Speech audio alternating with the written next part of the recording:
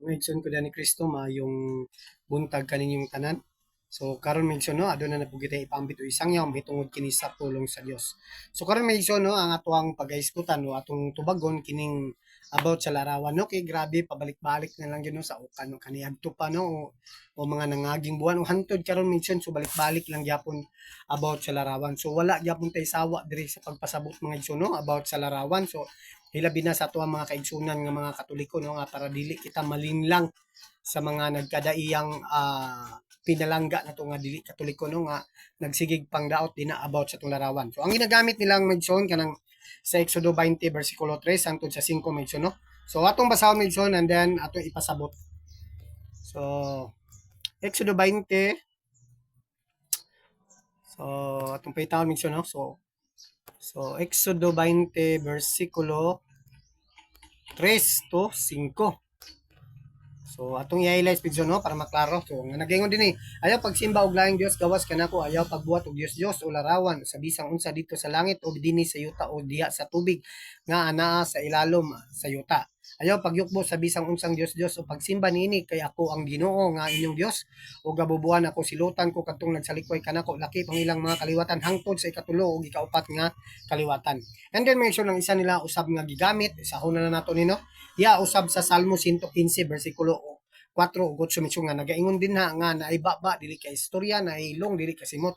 So mga igsoon dina pa lang sa Exodo mga igsoon no. Unsay gibuot dina buot pasabot mga igsoon no. Dili gayud mag-ukit nga mga larawan sa mga Dios nga tuwa ang hulagway sama sa tuwa sa langit dinhi sa ilalom diri sa yuta ug sa ilalom sa tubig mga igsoon no. Ang gipasabot din na igsoon mga Dios subot pasabot ang Dios mga igsoon dili tinuod.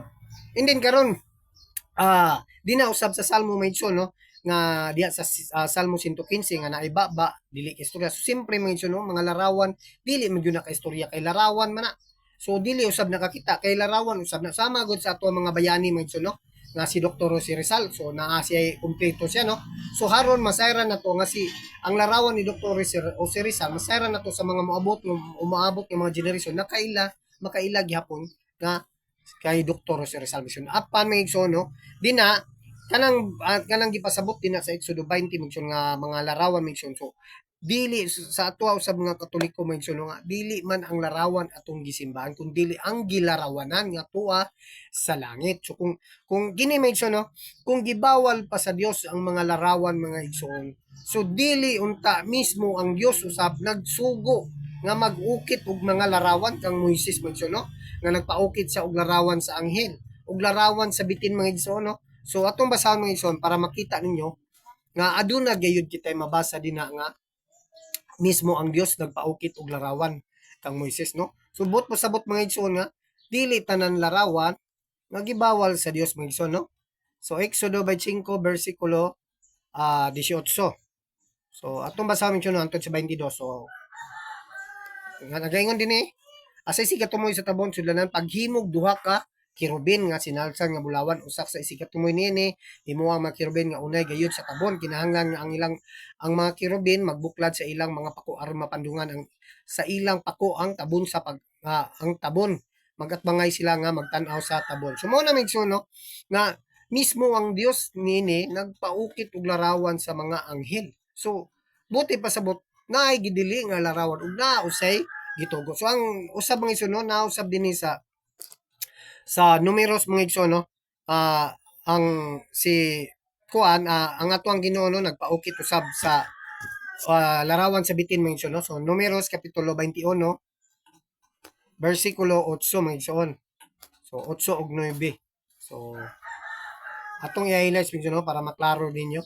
So nga nagaingon din o giingnan sa Ginoo si Moises paghimog larawan sa bitin nga bronse ug ibutang kini sa tumoy sa usa ka tukon ug ang hipakag bitin dili mamatay kung makatan-aw niini. Busa nagbuhat si Moises og bitin nga bronse ug ibutang kini niya sa tumoy sa usa ka tukon ug kon ang gihipakan og bitin motanaw sa bitin nga bronse dili mamatay. So mao na migso no nagpasabot lang nga gisugo si Moises nga pagbuhat og larawan sa mga angel ug sa mga larawan sa bitin kay kini nga mga panghitabo migso no daghay napakan og bitin mo na nga pinaagi sa pagtan-aw sa bitin katong mga napakandili sila mamatay. So na mo na migso no buti pasabot din nga muingon sila nga basta na ay mga larawan nagsimba na sa mga Dios o nagatubang diha sa Dios, nagatubang din sa larawan, nagsimba na kita og Dios. So dili mga igsoon no. So atong ipaila dinhi kung si kinsa kana nga mga Dios mga igsoon no. So din na sa Exodo 20 versikulo 3 ug 5 wala gyud pangalan nga nakaisulat diha nga si kinsa na nga Dios.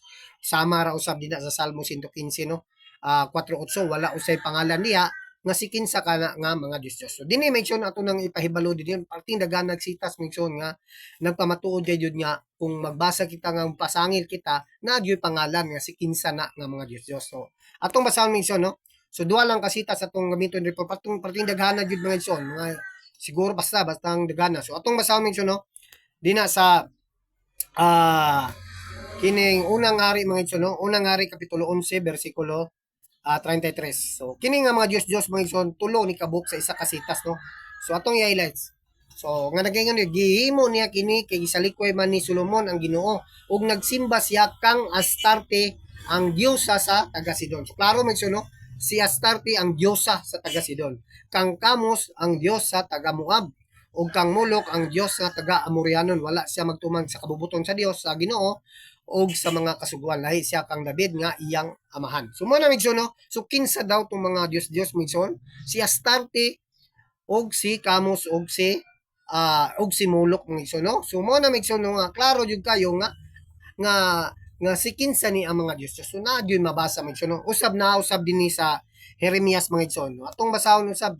So duha lang ka sita sa atong ipakita dinhi kay kung atong hutdon migson no parting daghana. So Jeremias kapitulo 46 versikulo 25.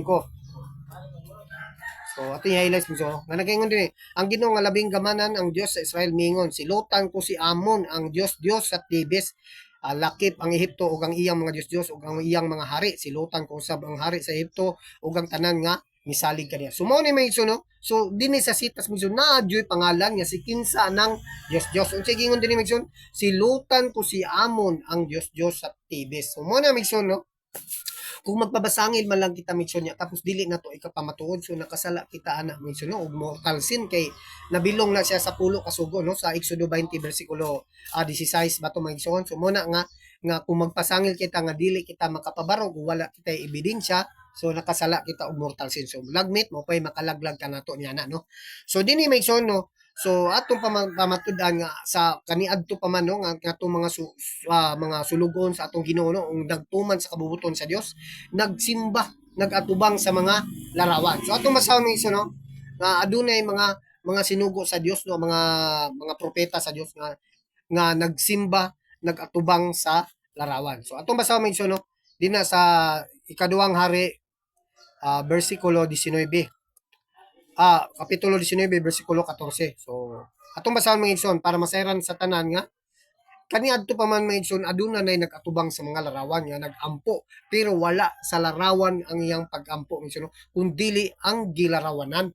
So gaingon dinhi mga igsoon nadawat ni si Ezekias ang sulat gikan sa mga sinugo sa hari sa Syria ug iya kining gibasa unya miadto siya sa templo sa Ginoo ug iya kining gihikyat sa tubangan sa Ginoo. So sa 15 migsono unya nagampo siya o Ginoo nga Dios sa Israel nga anaa maglingkod sa ibabaw o sa trono ibabaw sa mga kirubin ikaw lamang ang Dios nga naghari sa tibuok kalibutan ug maoy nagbuhat sa langit ug sa yuta.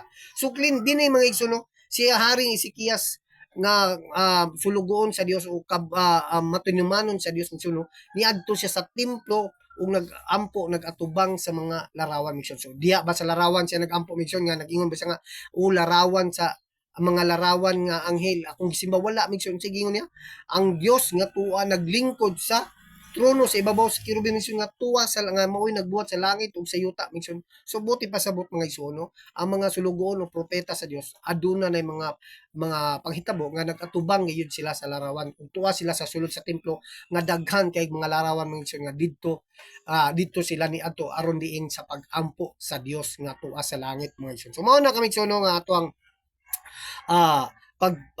pagpamalandong din na about sa mga larawan mga igsoon nga usab mga igsoon so gaganina na amantay gibutang dito nga kinsa tong mga gidili nga mga Dios nga larawan dinhi mga igsoon masayran usab nato nga wala gyud kay pahilabti sa Dios ang mga larawan nga mga sinugo sa Dios o mga propeta sa Dios wala gyud pahilabti mga igsoon, no? So atong basahon dinhi sa ikaduhang hari bersikulo 23 mga igsoon, no?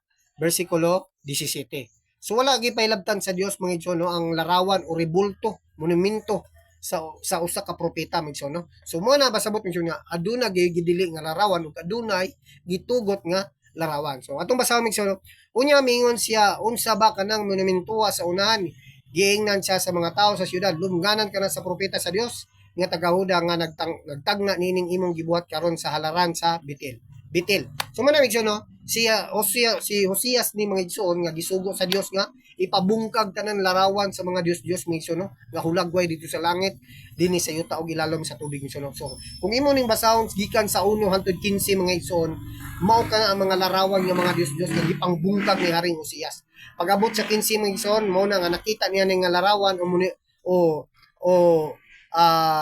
monumento ha nga nagtindog dito sa unahan wala gipahilabtan sa ni Uzias tungod kay dili to Dios tungod kay mao kato ang propeta sa Dios nga mga larawan ug wala usab niya pahilabti itong mga bukog nga nakuan dito misyon, no? Apan sa 1 o hangtod 15 ani minsan katong mga Dios nga mga larawan bisag nalubong na gipakalot gayud mga igsoon og gipangsunog ni Haring Uzias. So mo na igsoon, no? Atong gipamatud-an dinhi nga about sa larawan mig suno nga aduna gyud gidili o adunay gitugot. So apan ang pagsimba usab ug pagkatubang sa diha sa templo nga naay larawan wala usab na gibawal mig suno tungod kay ang gisimbahan dito o ang giatubang dito mig suno ang mga larawan nga iya sa Dios o ang pagsimba usab diyan na sa Katoliko didto usab sa gilarawanan nga tuwa sa langit pag nga mao ang atong Ginoo. So mao lang katong mig suno atong pag-share dinhi og nanghinaot unta kita nga unta aduna kumoy gamayng pagtulunan makatunan mahitungod sa pulong sa Dios. So pagtulunan isip Katoliko mission niyo. So bliyon ko pag-usab, maayong buntag kaninyong tanan og galaygon ng Dios. God bless.